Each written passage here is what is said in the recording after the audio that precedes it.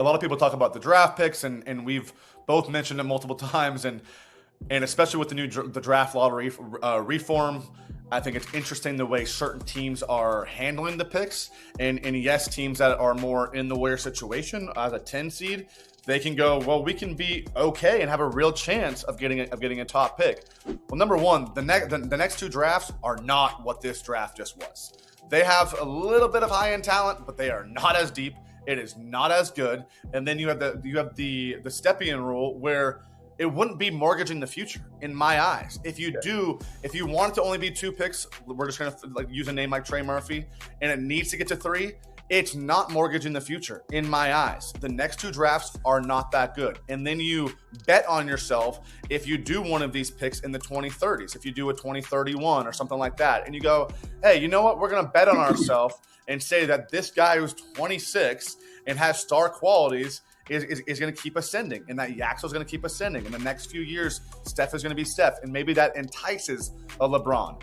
The draft, to me, can be overthinking as far as looking towards the future when it comes to that. I'm all on board when it comes to trading draft picks, and that's just my eyes, at least, Monte. No, I'm with you, because the draft required a lot of luck, a lot of let's just say outstanding talent evaluation. And the Warriors haven't had that kind of luck. And their talent evaluation in terms of bringing guys in is questionable.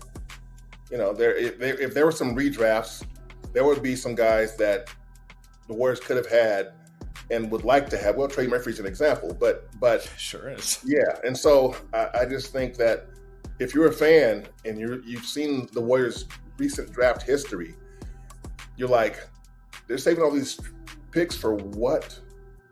Right. Oh, I get it. They think Steph's when he's gone, they're gonna tank. But will tanking really pay off? You know what I mean?